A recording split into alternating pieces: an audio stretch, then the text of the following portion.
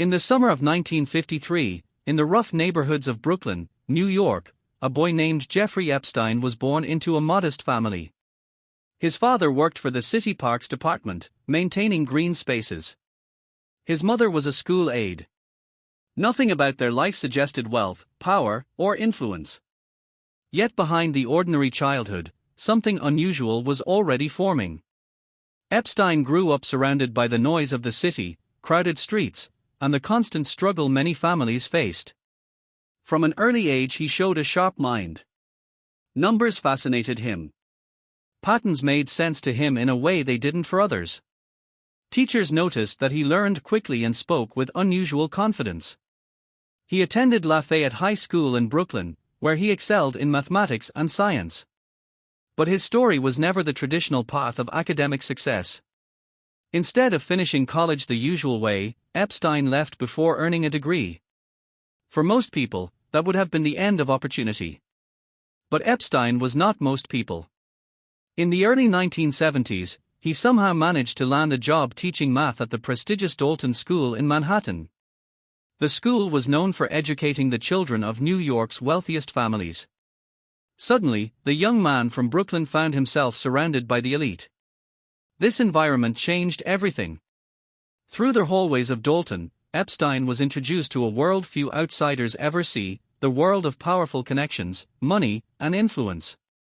And those connections would soon open doors that would transform his life forever. What began as a quiet childhood in Brooklyn was about to turn into something far bigger, and far more controversial. In the late 1970s, Jeffrey Epstein made a decision that would change the course of his life. He left teaching and entered the world of finance, a world built on ambition, risk, and connections. His entry point came through the powerful investment bank Bear Stearns. Despite lacking a college degree, Epstein quickly impressed colleagues with his intelligence and confidence. He specialized in advising extremely wealthy clients, people whose financial problems were complex and whose fortunes were massive. For Epstein, this was more than just a job. It was access. He learned how the financial elite operated. He learned how deals were made behind closed doors. And most importantly, he learned how powerful relationships could open doors that money alone could not. By the early 1980s, Epstein left Bear Stearns and created his own financial firm. His business model was mysterious. He claimed to manage money for billionaires and international clients, though details about his operations were often unclear. Yet his lifestyle told another story. Epstein began acquiring enormous wealth.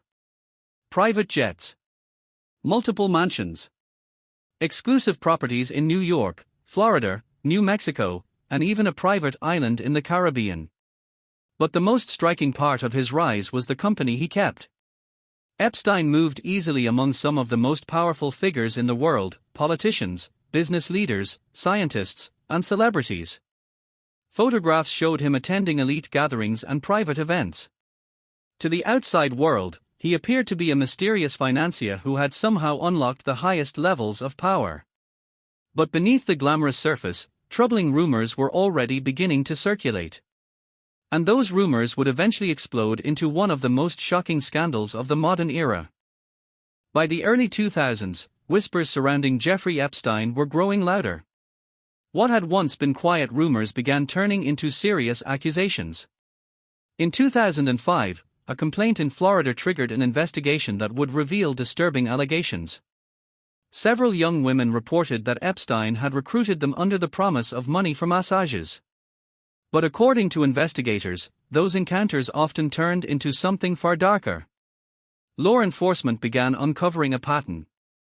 The accusations described a system where young girls were allegedly recruited, sometimes encouraged to bring others, creating a disturbing network around Epstein's Florida mansion. As the investigation expanded, the story became impossible to ignore. In 2008, Epstein faced charges in Florida but ultimately reached a controversial plea agreement. Instead of facing federal charges that could have resulted in decades in prison, he pleaded guilty to lesser state charges. The outcome shocked many observers. Epstein served a relatively short sentence in a county jail and was allowed extensive work release privileges. Critics later argued that the deal gave him extraordinary leniency compared to the severity of the accusations. For years afterward, the case remained a dark cloud over Epstein's name.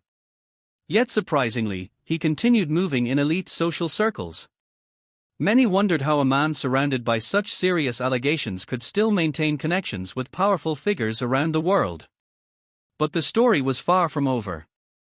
In fact, the most dramatic chapter was still yet to come. More than a decade after the first major investigation, the case surrounding Jeffrey Epstein returned to the global spotlight. In July 2019, Epstein was arrested again, this time by federal authorities in New York. The charges were severe. Federal prosecutors accused him of operating a sex trafficking operation involving minors between 2002 and 2005. The news spread across the world within hours. Suddenly, the mysterious financier who once hosted powerful guests in lavish mansions was at the center of one of the most explosive criminal cases in modern history. Investigators searched his properties, including his massive Manhattan mansion and his private Caribbean island. Reports described hidden rooms, photographs, and documents that raised even more questions about what had happened behind the closed doors of Epstein's world. The case quickly expanded beyond one man. People began asking who else might have been connected to Epstein's network. His long list of powerful acquaintances came under intense scrutiny. Media outlets and investigators examined years of photographs, flight logs, and social connections. Then, just weeks after his arrest, the story took a shocking turn. On August 10, 2019, Epstein was found dead in his jail cell at the Metropolitan Correctional Center in New York. Authorities ruled the death a suicide. But the circumstances immediately fueled worldwide speculation and controversy. For many, Epstein's death did not end the story. It only deepened the mystery. The death of Jeffrey Epstein did not close the case. In many ways, it opened an entirely new chapter of questions, investigations, and global debate. Across the world, people asked the same thing: how had one man managed to build such enormous influence and maintain relationships with some of the most powerful figures on the planet? Investigators continued examining Epstein's network, finances, and associates. Civil lawsuits brought forward more allegations from victims who described years of exploitation and abuse. One name that frequently appeared in discussions was Ghislaine Maxwell, a close associate of Epstein who was later arrested and prosecuted for her role in recruiting victims. Her trial brought renewed attention to the case and revealed further details about the system that had operated for years. Yet many believe that the full truth may never be known. Documents remain sealed. Witnesses remain silent. And the connections between Epstein and powerful individuals continue to be analyzed by journalists and investigators.